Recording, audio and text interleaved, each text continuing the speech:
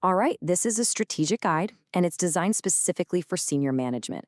We're diving into a really critical report from Virtualization Options LLC because we need to talk about a risk that, frankly, a lot of businesses are overlooking. The scary part is your current AI security training, it might not just be failing, it could be actively putting your customers, your partners, and even your investors in danger. Let's start with a number that should get everyone's attention, $4.45 million. According to IBM, that was the average cost of a single data breach last year. This isn't some abstract threat. It's a very real, very expensive problem. So let's use that as our starting point to have a serious conversation about managing this risk. So here's how we're going to break this all down. First, we're going to talk about the dangerous false sense of security that a lot of companies are operating under. Then we'll look at the fallout for your customers, the contagion that can rip through your supply chain, and finally, the exposure for your investors and board. We'll wrap it all up with a clear mandate for due diligence. Okay, let's get right to the heart of the problem here. There's this massive gap between how fast AI-powered threats are evolving and the old-school, static, check-the-box training that most companies still rely on. And let's be clear, this isn't just an outdated approach. It's now an active liability for your business. This really paints the picture, doesn't it? On the left, you've got the old way, the era of annual compliance. You know what this is. It's the generic, one-size-fits-all module everyone has to click through once a year. But on the right, that's where we need to be, the era of adaptive training. This is personalized, it's ongoing, and it's directly tied to the real-world threats your people are facing right now. The bottom line, the stuff on the left isn't just old, it's dangerous. The approach on the right is the new standard for keeping your companies safe. So, when that outdated training fails, who's the first to get hit? It's your customers. They are right there on the front lines, and they bear the most immediate and often the most personal consequences of a security breach. And you really need to pay attention to this quote from the report. This changes everything. We're not just talking about a little bad PR anymore. There's a clear and growing legal trend here. Courts and regulators are hitting companies with huge fines specifically because they failed to train their people properly. This is happening now. So what does this fallout actually look like for your customers? Well, it means their most sensitive information, personal data, financial details, even health records, is suddenly out there. It means that trust they had in your brand, it's completely shattered. And for you, it means you're staring down the barrel of massive fines under regulations like GDPR or HIPAA, which, let's be honest, almost always leads to those incredibly expensive class action lawsuits. So how do we stop this from happening? Inside your company, you've got to move to continuous, AI-driven training that actually keeps up with the bad guys, especially for anyone who touches customer data. But here's the other side of the coin, the due diligence part. Your customers need to start asking for proof. They should be demanding to see your training audits in vendor questionnaires. They need to ask for the hard numbers, the metrics that show your employees are actually getting smarter about these threats. Okay, let's zoom out a bit. We've talked about the customer, but what about your entire business ecosystem? This is where we see systemic risk.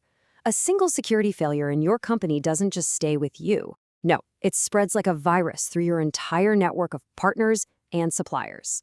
This is such a critical point. We all live in this super connected world, right? We share workflows, we share data, we trust each other's systems. But one security failure at one company, and that trust across the entire network just evaporates. Your problem instantly becomes everyone's problem, and the reputational damage is a crisis you all share. And this is exactly how that contagion takes hold. It all starts with that one weak link. Maybe an untrained employee clicks a sophisticated phishing email.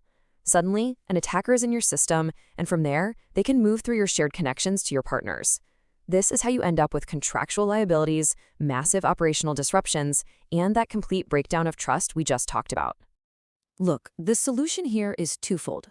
First, internally, you have to get anyone who interacts with partner systems onto a continuous training track, period. And then, externally, you have to start doing your due diligence. Ask your partners for proof of their training programs. And here's a huge takeaway from the report. Start treating annual-only training as a major red flag. It should be scrutinized just as hard as a SOC 2 security report. All right, let's shift gears and talk to the folks in the C-suite and the boardroom. It's time we stop thinking about security training as just another IT expense.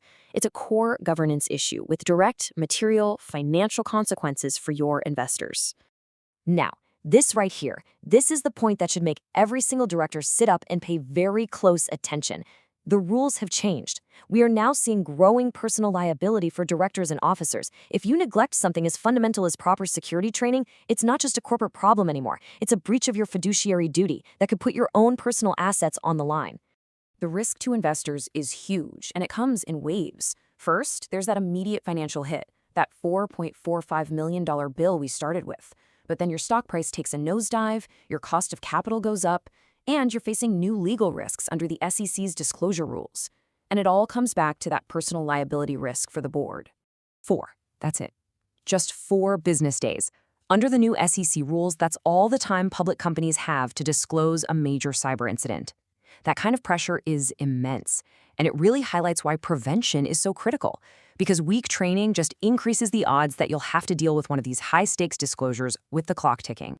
So, you have to reframe how you think about this. Continuous training isn't a cost, it's a strategic investment. It gives you hard, auditable evidence that you are proactively managing risk. For investors, for the board, a modern, adaptive training program is a huge positive signal. It's a clear sign of responsible governance. Okay, let's bring this all home.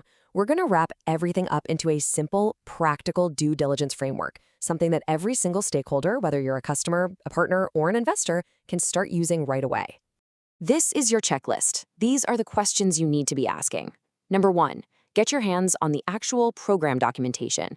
2, analyze their simulation results. How often are they testing their team, and what are the results? 3, and this is key, ask for the metrics that prove people are actually changing their behavior. And 4, the most important question of all, verify that their training is continuous and adaptive. If it's a static, once-a-year program, that's a massive red flag.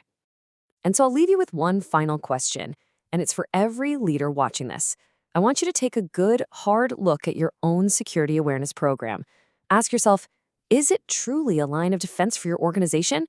Or is it just a box-ticking exercise, your biggest and maybe even undisclosed liability?